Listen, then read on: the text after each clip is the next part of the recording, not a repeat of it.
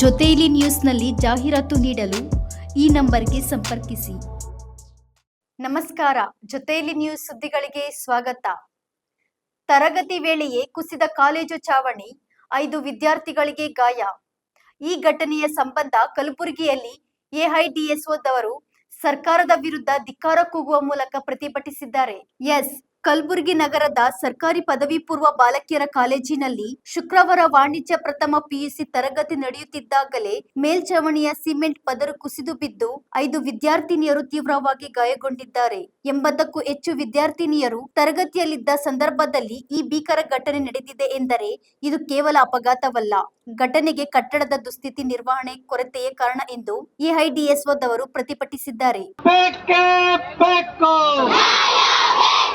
ವಿದ್ಯಾರ್ಥಿನಿಯರಿಗೆ ಮೂಲಭೂತ ಸೌಲಭ್ಯಗಳನ್ನು ಒದಗಿಸಿ ವೈಜ್ಞಾನಿಕವಾದ ಕಟ್ಟಡವನ್ನು ನಿರ್ಮಿಸಿ ಬಡಜೀವಕರ ಜೊತೆ ಚೆಲ್ಲಾಟವಾಡುತ್ತಿರುವ ನಾಚಿಕೆ ಇಲ್ಲದ ಸರ್ಕಾರಗಳಿಗೆ ಹೇಳಿದ್ಧಿಕ್ಕಾರ. ವಿದ್ಯಾರ್ಥಿಗಳೇ ಒಂದಾಗಿ.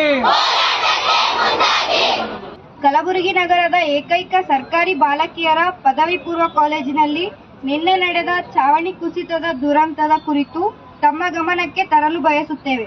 ಜಿಲ್ಲೆಯಾದ್ಯಂತ ನೂರಾರು ಹಳ್ಳಿಗಳಿಂದ ಬಡ ರೈತ ಹಾಗೂ ಕಾರ್ಮಿಕ ಕುಟುಂಬಗಳ ಸಾವಿರಾರು ಹೆಣ್ಣು ಮಕ್ಕಳು ಉನ್ನತ ವ್ಯಾಸಂಗಕ್ಕಾಗಿ ಈ ಕಾಲೇಜನ್ನು ನಂಬಿ ಬರುತ್ತಿದ್ದಾರೆ.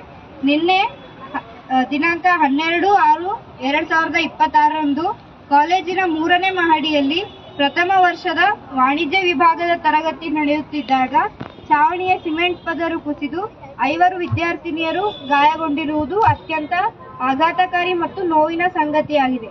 2017ರಲ್ಲಿ ನಿರ್ಮಾಣವಾದ ಕಟ್ಟಡವು ಕಳಪೆ ಕಾಮಗಾರಿಯಿಂದ ಕೂಡಿದೆ ಎಂಬುದಕ್ಕೆ ಘಟನೆಯೇ ಸಾಕ್ಷಿಯಾಗಿದೆ. ಇನ್ನಷ್ಟು ಉಪಯುಕ್ತ ಮಾಹಿತಿಗಾಗಿ ನಮ್ಮ ಜೊತೆಯಲ್ಲಿ ನ್ಯೂಸ್ ಯೂಟ್ಯೂಬ್ ಚಾನೆಲ್ ಅನ್ನು ಸಬ್ಸ್ಕ್ರೈಬ್ ಮಾಡಿ, ಬೆಲ್ ಐಕಾನ್ ಅನ್ನು ಕ್ಲಿಕ್ ಮಾಡಿ. ನಿಮ್ಮ ಅನಿಸಿಕೆಗಳನ್ನು ಕಮೆಂಟ್ ಮೂಲಕ ತಿಳಿಸಿ.